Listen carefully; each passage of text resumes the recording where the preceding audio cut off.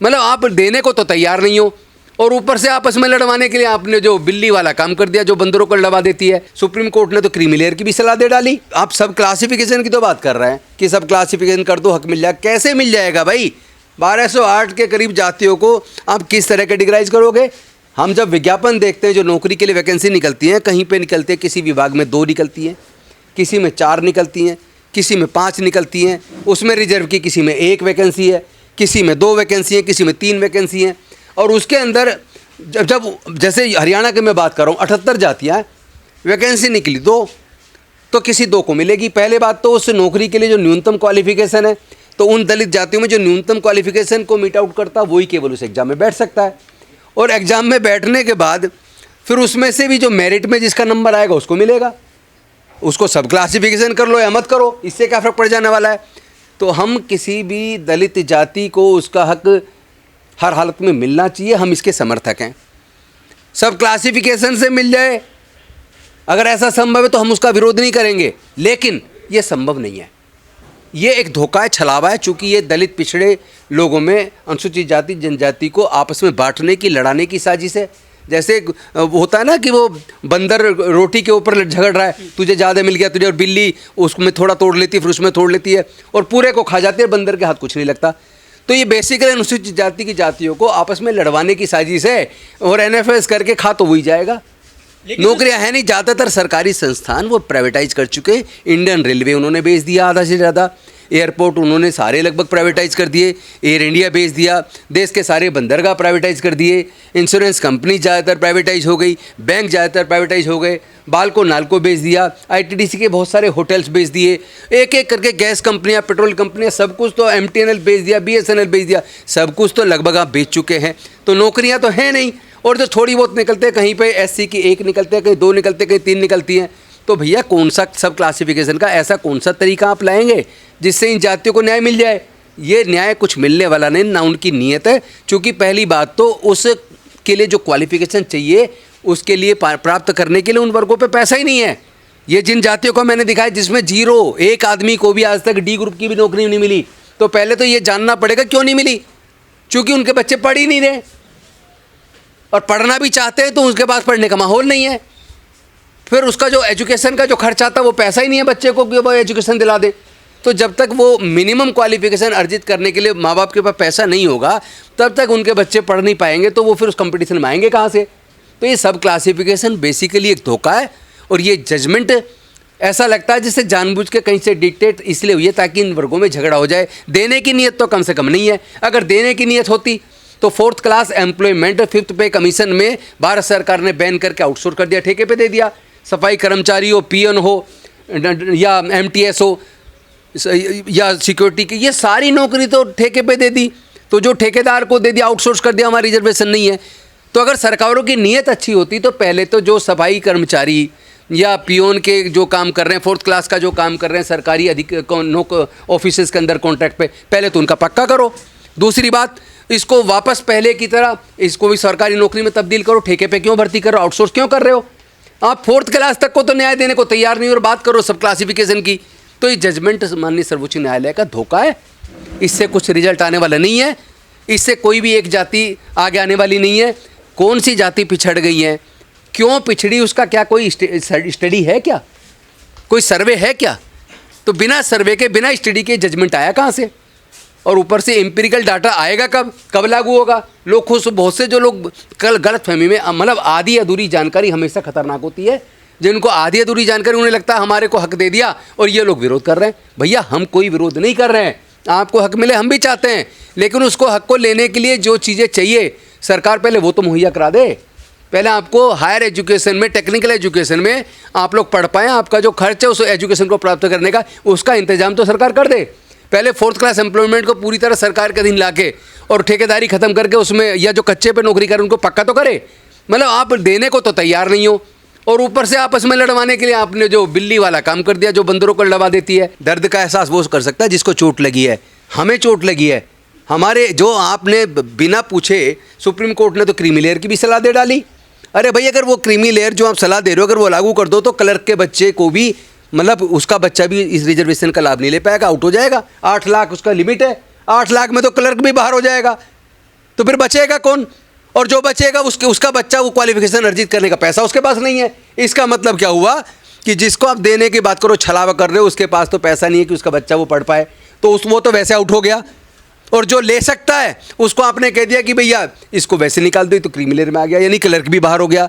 तो भाई ये लाभ किसको देना है किसको नहीं देना, सच्चाई है नीयत साफ नहीं है। और जब तक नीयत साफ नहीं है तब तक कुछ होने वाला नहीं है। ये सब क्लासिफिकेशन का जजमेंट एक धोखा है, एम्पिरिकल डाटा कोई है नहीं। चूँकि माननीय सर्वोच्च न्यायालय का एम नागराज वाले जजमेंट में जो प्रमोशन इन रिजर्वेशन वाला जो जजमेंट था, उसके अंदर कोर्ट ने रिजर्वेशन देने से ये कह के इनकार कर दिया कि भाई 3 प्रिंसिपल जो लेट डाउन कर दिए कि 3 प्रिंसिपल है। पहला, एडुकेट रिप्रेजेंटेशन इन सब जातियों का होना चाहिए, ठीक है बिल्कुल होना चाहिए, लेकिन उसमें 2 चीज़ और जोड़ दी। एक जोड़ दी एफिशिएंसी मेंटेन होनी चाहिए, और तीसरी जोड़ दी there must be survey, data होना चाहिए। और कोई भी सरकार डाटा कलेक्ट करने को तैयार ही नहीं है। ना सरकारें डाटा कलेक्ट करेंगी, ना कोई सर्वे होगा, और ना ही उनको वो रिजर्वेशन मिलेगा। इसे कहते हैं डिनायल, यानी आपने अपनी बात कह दी, बेवकूफ़ बना दिया, और सरकार ने डिनाई कर दिया। चूँकि सरकार तो कोई भी जाति जनगणना करवा नहीं रही है, आर्थिक सर्वे, शैक्षणिक सर्वे करवा नहीं रही है, और किस जाति को किस नौकरी में क्या मिला, प्रमोशन में कौन कौन कहाँ तक पहुँचा, जब ऐसा डाटा ही नहीं होगा तो आपको रिजर्वेशन मिलेगा नहीं। तो एक तरह से डिनायल है, ये धोखा है, और इस धोखे का पर्दाफाश करना पड़ेगा। दलितों को आपस में लड़ने की बजाय अनुसूचित जाति जनजाति के लोगों को अपने बच्चों की हायर एजुकेशन की फीस माफ़ हो, 4th क्लास एम्प्लॉयमेंट पूरा सरकारी तंत्र के तहत आए, आउटसोर्सिंग पूरी तरह बंद हो, ठेकेदारी प्रथा पूरी तरह बंद हो। और किस तरह सब क्लासिफिकेशन में इतनी सारी जातियों को कैसे बांट के दोगे? नौकरी 3 है, जाति 100 है, तो 100 में 3 को कैसे बांटो? कोई तरीका तो बताओ। और अगर आप कोई तरीका बनाएंगे तो ऐसी बहुत सारी जाति जिनको 500 साल बाद नंबर आएगा, उनको कभी मिलेगा नहीं। इस धोखे को समझे बिना अगर आप किसी के बहकावे में आ रहे हैं और आपस में लड़ने की बात कर रहे हैं, सोच रहे हैं कि भाई फला जाति हमारे खिलाफ है, ये गलत है। कोई खिलाफ नहीं है, हम सब भाई हैं, हम सब लोग को मिलके न्याय की लड़ाई को लड़ना चाहिए, और सब लोग आगे बढ़े, हम तो चाहते हैं। डॉक्टर बाबा साहेब अम्बेडकर को मानने वाले लोग हैं, फुले पेरियार साहू अम्बेडकर पेरियार, इन सबको मानने वाले लोग हैं।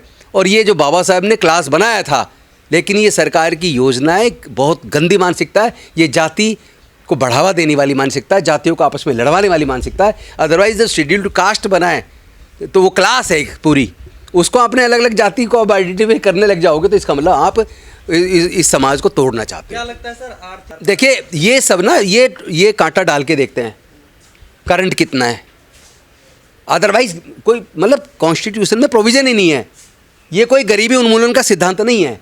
और जो रिजर्वेशन का जो आधार है प्रतिनिधित्व, बेसिकली प्रतिनिधित्व है, ये आरक्षण नहीं है, प्रतिनिधित्व है कि सभी जातियों को प्रतिनिधित्व मिले, उसमें विशेष रूप से अनुसूचित जाति जनजाति को प्रतिनिधित्व मिले, ओबीसी को प्रतिनिधित्व मिले। और उसका आधार दिया है बाकायदा बाबा साहब ने, डॉक्टर बाबा साहब अम्बेडकर ने आधार दिया। Those categories are socially and educationally backward classes, they are entitled to get benefit of reservation. तो शैक्षणिक और उसके साथ साथ सामाजिक पिछड़ापन आधार है, आर्थिक तो कहीं शब्द ही नहीं है। फिर तुम कौन हो भाई, कहाँ से ले आए आर्थिक शब्द? ये मानसिक रूप से दिवालियाँ ये सरकारें जो इस तरह की क्रीमिलेयर की बात कर रही है।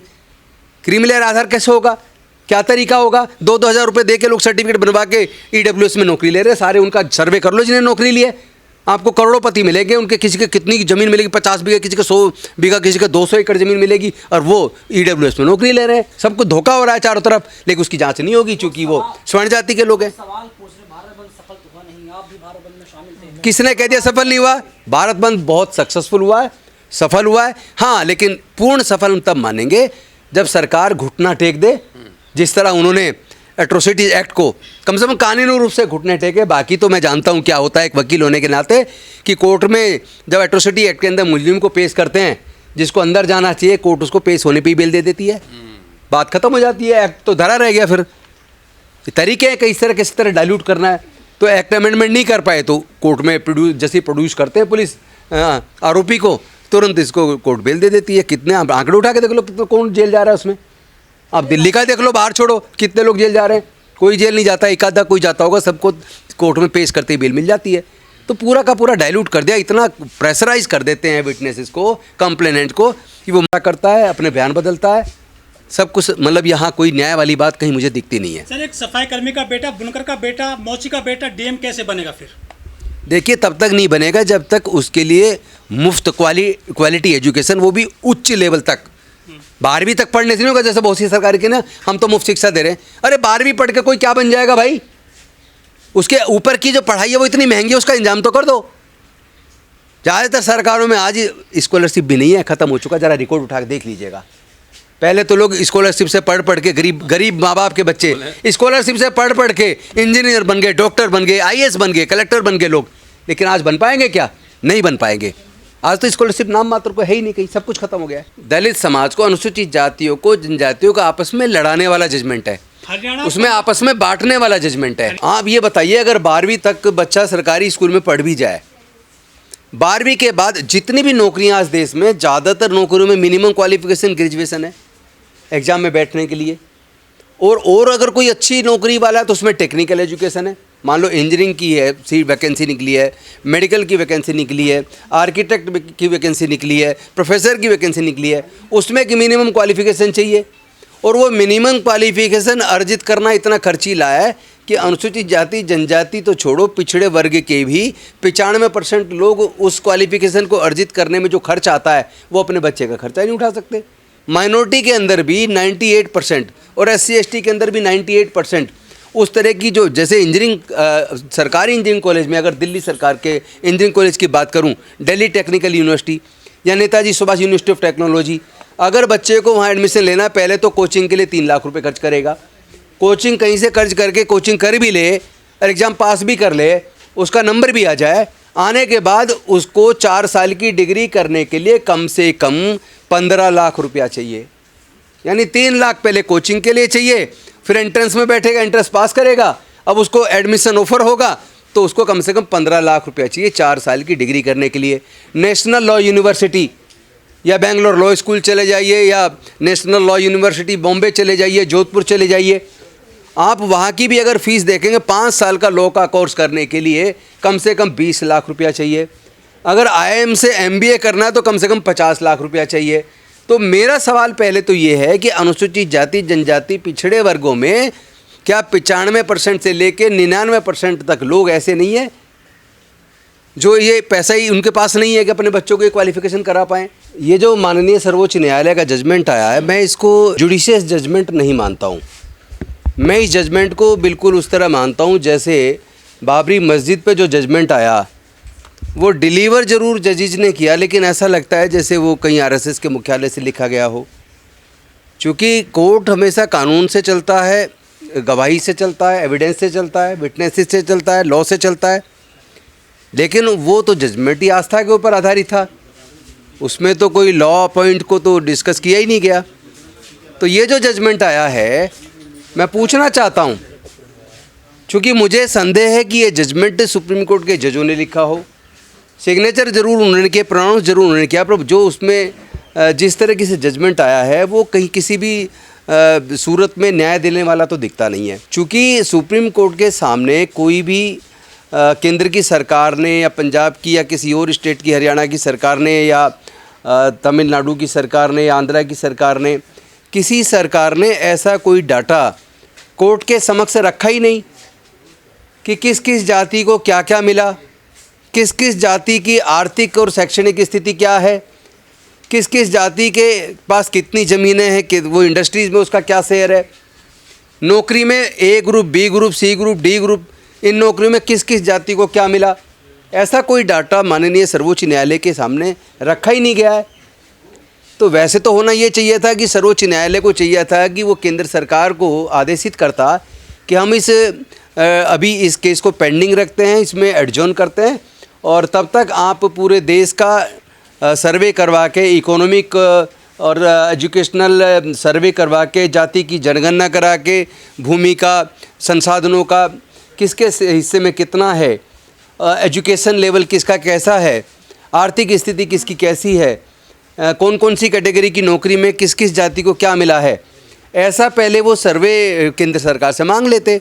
स्टेट गवर्नमेंट्स को भी डायरेक्शन देते कि सभी स्टेट अपने अपने यहाँ का सर्वे करके दे दें, और उसके बाद अगर फिर साथ में ये सुझाव भी मांग लिया होता सुप्रीम कोर्ट ने सरकारों से कि अगर आप सब क्लासिफिकेशन करेंगे, अगर सपोज करो 1208 जातियाँ दलितों की है, या मैं एग्जांपल चलो हरियाणा का देता हूँ, हरियाणा में 78 जातियाँ अनुसूचित जाति की हैं, और उन 78 जातियों की जनसंख्या लगभग 64,86,000 कुछ जनसंख्या दलितों की यानी अनुसूचित जाति की हरियाणा के अंदर है। तो उसमें अगर आप जाति के साथ साथ नौकरी में किसको क्या मिला, अगर उसका डाटा देखेंगे तो ये डाटा मैं आपको दिखाना चाहता हूँ। ये उसका डाटा है, आप भी देखिए। इसमें 78 जातियों में बहुत सारी ऐसी जाति हैं जिसको A group, B group, C group, D group, चारों ही ग्रुप में किसी में एक नौकरी भी नहीं मिली है, एक सिंगल नौकरी। ये ऑन रिकॉर्ड डाटा है, ये कोई बनाया हुआ नहीं है। ये देखिए, ये डी ग्रुप वाला है। इस डी ग्रुप वाले में देखिए एक जाति को 2 मिली हैं, एक को 5, एक को 2, एक को 3, एक को 2, एक को 0, 2, 2, 2, 1, 2, 0, 1, 0, 1, 0। यानी डी ग्रुप की वैकेंसी के अंदर भी अनुसूचित जाति की कई ऐसी जातियां हैं हरियाणा के अंदर जिनको एक भी नौकरी डी ग्रुप में भी नहीं मिली, चपड़ासी भी नहीं लगा, पानी पिलाने वाला भी नहीं लगा कोई। तो फिर भाई किस आधार पे आपने जजमेंट दे दिया? क्या सरकार ने कोई ऐसा बताया कि किस तरह से सब क्लासिफिकेशन करेंगे?